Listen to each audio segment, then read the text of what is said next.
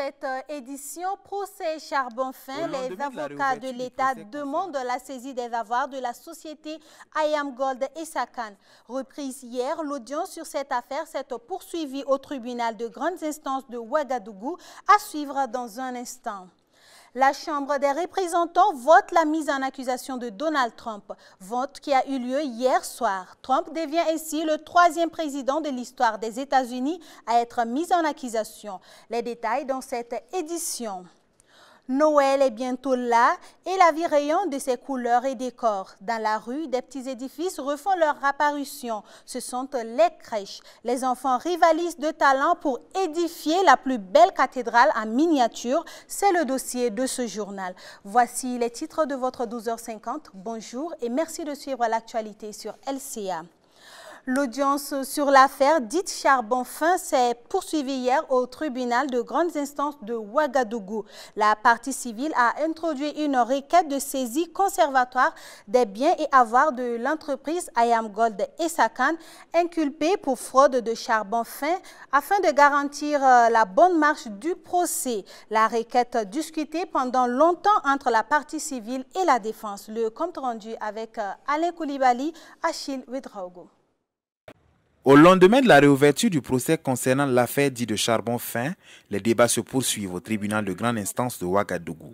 Premier à passer à la barre, la partie civile qui a introduit une requête aux fins de saisie conservatoire contre la société IAM Gold SA pour, dit-il, garantir l'exécution du procès et préserver les droits de l'État burkinabé. C'est une demande qui est très simple. Vous avez des poursuites qui sont engagées contre une société et des personnes physiques, principalement contre la société IAM Gold et Sakan. Ces faits portent sur des exportations qui sont supposées frauduleuses en 2015, 2016 et une tentative en 2018. La tentative de 2018 a été appréhendée et saisie. Mais pour 2015-2016, vous n'avez rien. Parce que l'exportation a eu lieu effectivement, les traitements ont eu lieu, IAM Gold et Sakan a encaissé les revenus. Donc les saisies sur le produit sont impossibles. Maintenant, nous sommes dans le cadre d'un procès. À supposer que le procès aboutisse à une condamnation de IAM Gold et Sakan aux amendes, aux confiscations et aux dommages et intérêts, qui sont, je le dis, provisoirement évalués aujourd'hui à plus de 450 milliards 583 millions. Donc c'est un préjudice énorme que l'État burkinabé a subi.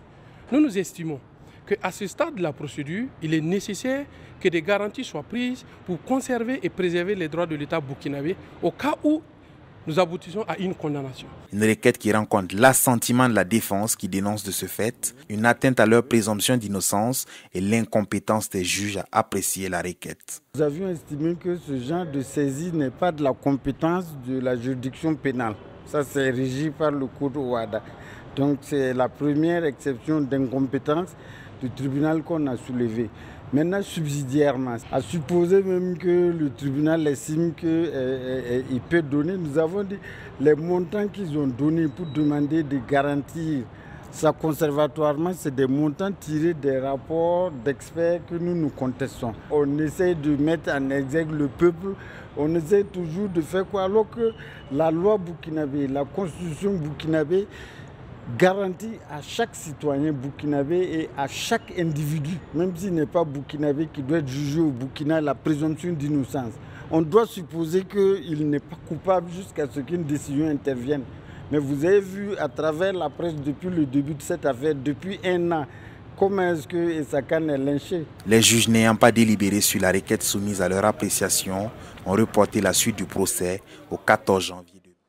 À côté des mines industrielles, il y a aussi les mines artisanales, celles des orpailleurs qui ont aussi leurs problèmes. 5 morts et 2 blessés, c'est le bilan de l'éboulement d'une mine artisanale dans la région du Nord. Le drame est survenu mardi dernier aux alentours de midi à Rougain, village situé à 8 km de Kongoussi. Le site où les faits se sont déroulés est une propriété de la société Bissa Gold, non encore exploitée du fait de refus de la population locale. Il n'y a pas que l'insécurité dans les sites d'orpaillage au Burkina, il y a également le terrorisme auquel le gouvernement travaille à éradiquer en collaboration avec ses partenaires. Et les États-Unis renforcent les capacités du pays en la matière. Des équipements d'une valeur de 2,3 milliards de francs CFA ont été offerts aux forces de sécurité burkinabées. Ce dont est composé entre autres d'équipements et fournitures médicaux, de matériel de communication et d'équipements individuels. Parlons toujours des États-Unis. Donald Trump est mis en accusation pour abus de pouvoir et obstruction au Congrès. La Chambre des représentants a adopté par 230 voix pour, 197 la procédure d'impeachment contre le président américain pour le chef d'accusation d'abus de pouvoir. Le chef d'accusation d'entrave au travail du Congrès en raison du refus de Trump de participer à l'enquête en destitution le visant a été adopté avec 229 voix pour, 199 contre et une abstention. Sans surprise, les parlementaires républicains ont donc fait bloc derrière le président et ont réussi au passage à rallier 2 votes démocrates pour le premier article de l'acte d'accusation et 3 pour le second. Le jugement aura lieu devant le Sénat au sein duquel les républicains sont majoritaires. Retour au Burkina pour parler de l'unité d'action syndicale, l'UAS, qui a tenu hier à la Bourse de travail de Ouagadougou sa 2e assemblée générale.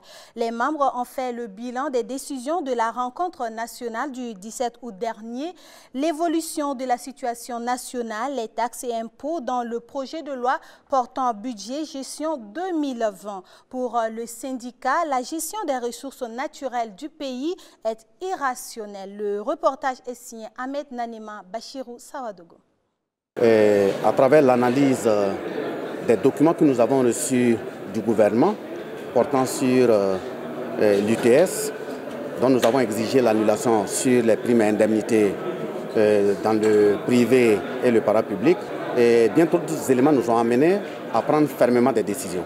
L'unité d'action syndicale du Burkina, l'UAS, dénonce une mauvaise gestion des ressources naturelles du gouvernement burkinabé lors de sa 2e Assemblée générale nationale à Ouagadougou, dans l'une des salles de conférence de la Bourse du travail. Ils annoncent une perte de plus de 500 milliards de francs CFA de taxes relevées dans les journaux de l'Économiste du Faso et de l'Événement. Le journal L'Événement, mais aussi l'Économiste du Faso, qui a montré que nous avons perdu, notre pays a perdu 551,13 milliards de francs CFA au niveau des taxes. Nous voyons également que les autorités au niveau du pays ne respectent pas les textes qui limitent eux-mêmes leurs émoluments. Nous avons également constaté que de part et d'autre, même le procès qui est en cours sur la question du charbon fin indique que les ressources de notre pays sont très mal gérées. L'UAS dit être contre la création de l'assurance maladie universelle, dont les conditions d'accès aux services sanitaires ne sont pas clairement définies. Nous ne sommes pas aussi d'accord à ce qu'un iota soit ponctionné sur l'assurance maladie universelle, d'autant que nous n'avons jamais été consultés dans ce cas. Nous ne connaissons pas combien sera ponctionné sur les salaires, on parle de 4 à 6%. Nous ne connaissons pas le contenu des paniers de soins, nous ne savons pas comment ceux qui doivent gérer ont été organisés, donc nous ne pouvons pas, dans le flou, dans la mauvaise gouvernance, accepter qu'on dilapide les fonds, les maigres ressources des travailleurs. Donc voilà les conclusions auxquelles nous avons abouti, tout en dénonçant les tentatives de division des couches sociales d'opposition des travailleurs et leur opposition aux autres couches sociales. L'unité d'action syndicale du Burkina propose alors, pour sortir de la crise, la tenue d'une conférence nationale sur les ressources nationales. Voilà pourquoi nous avons proposé aux autorités, au lieu de chantonner sur les antennes au quotidien une question de remise à plat, il faut qu'on convoque une conférence nationale sur les ressources nationales. Qu'est-ce que notre pays produit? Qu'est-ce que notre pays gagne? Afin de dénicher tout ce qu'on appelle fonds de souveraineté, caisse noire, et voir exactement comment ces fonds-là doivent être orientés. Tout en invitant les travailleurs à demeurer unis pour la cause qu'ils défendent, l'UAS envisage tenir des assemblées générales sur tout le territoire national pour rendre compte des décisions et des actions prises en ce jour. Toujours au Burkina, la deuxième édition du Festival des identités culturelles a ouvert ses portes hier à Ouagadougou. Pendant 5 jours, la problématique des langues africaines dans le cinéma va être abordée par les professionnels du 7e art. Le festival devra par ailleurs permettre aux jeunes de s'imprégner des réalités culturelles de l'Afrique. Les détails avec Oumou Konaté, Constantin Sieda. Chez nous, notre identité pour que la parole sorte. Contes, prestations musicales en langue locale, projections de films, voici entre autres ce qui a marqué l'ouverture de la deuxième édition du Festival des identités culturelles. Qui sommes-nous en réalité? Pourquoi renier notre culture et notre identité? Autant de questions à laquelle les Africains doivent trouver des réponses. Ce sont ces interrogations qui ont motivé et inspiré le thème de la deuxième édition du Festic. C'est le film Douga le Charognard d'Abdoulaye Dao et d'Éric Lengani qui donne le top de départ à ce festival. Toutes les identités culturelles sont abordées dans ce film. Selon la présidente du Festic, il faut davantage réaliser les films dans nos langues locales afin que les populations prennent conscience de l'importance de notre identité. La langue est très importante dans le cinéma. Parce que, pour vous dire que le langage cinématographique est très fort et stable, dire aussi, quand tu réalises un film en langue locale, ça donne du poids au film, qui peut être doublé en autre langue. Mais il faut toujours réaliser en langue locale pour que les gens puissent se retrouver et mieux comprendre. Un Américain ne réalisera jamais un film en français ni en bambara. Et voilà, il fait toujours en son langue, mais ça peut être doublé en autre langue. Comme je viens de donner tout de suite un exemple sur les Chinois. Les Chinois ne produisent jamais un film en français ni en anglais. Joseph Kizerbo disait que si nous nous couchons, nous sommes morts. Alors, il est temps de se mettre debout et d'assumer qui nous sommes. Et qui sommes-nous? Nous sommes africains. Jusqu'au 22 décembre prochain, la problématique des langues africaines vont être touchées du doigt par les organisateurs du Festic à Ouagadougou. Sport à présent, hier, il y avait un match au sommet du championnat espagnol. Un choc toujours très attendu qui a été suivi par plus de 5 millions de téléspectateurs, dont mon confrère Gildas Da. Gildas, bonjour. Bonjour. Alors, le Classico a-t-il tenu toutes ses promesses? Si on va rectifier d'abord quelque chose, il s'agit de 500 millions de téléspectateurs plutôt. Le score était vierge et nul, 0 but partout. L'état d'esprit de l'entraîneur du Real Madrid en dit long. Écoutez ce qu'il a déclaré à la fin du match. Après ce jeu que nous avons fait, nous méritions de gagner, mais c'est le football. Le Real peut donc nourrir des regrets sur ce match. Dominateur, les merengues n'auront pas réussi à scorer. À la 74e minute, le but de Gareth Bale est refusé justement pour raison de hors-jeu.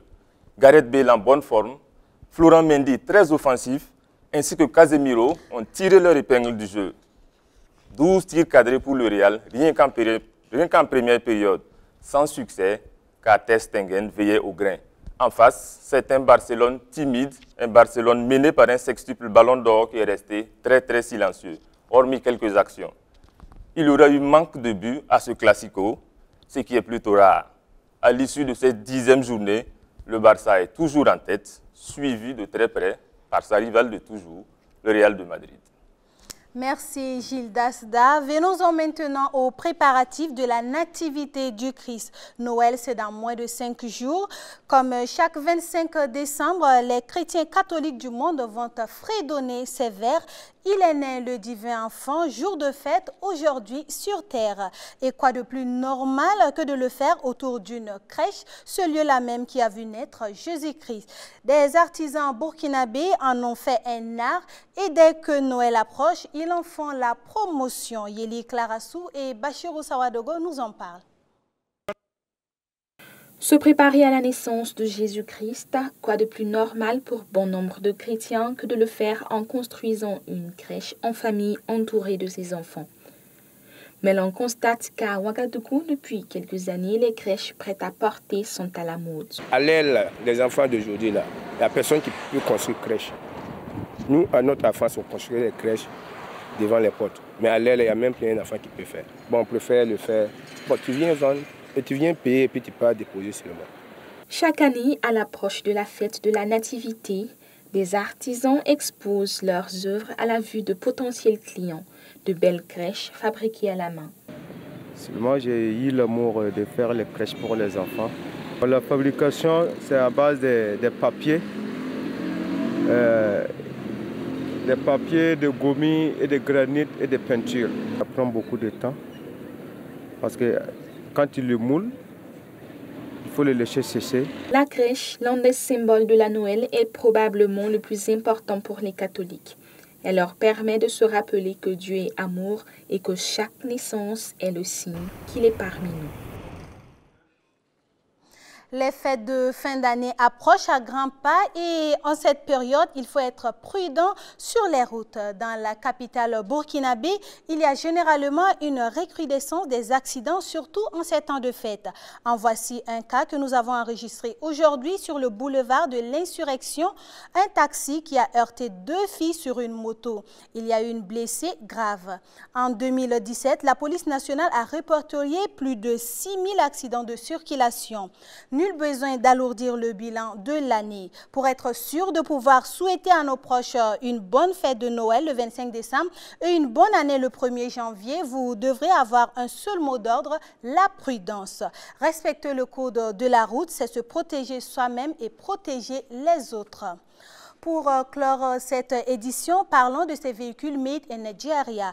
Innocent Chukwuma, ancien ferronnier, est le fondateur de la marque de voitures IVM. Dès l'annonce des premières sorties de véhicules construits au Nigeria, de lourdes taxes ont été imposées aux véhicules importés. Dans la foulée, le gouvernement a acheté 77 pick-up pour la police. Par ailleurs, il a été mis en place un système de crédit étatique spécial pour que chaque fonctionnaire nigérien ait son IVM. Voici un modèle qui peut inspirer d'autres pays d'Afrique à encourager et valoriser la production locale. Comme quoi, l'espoir est le pilier du monde. C'est sur cette citation de Albert Camus que se referme cette édition du 12h50 de LCA. Merci de l'avoir suivi. À demain.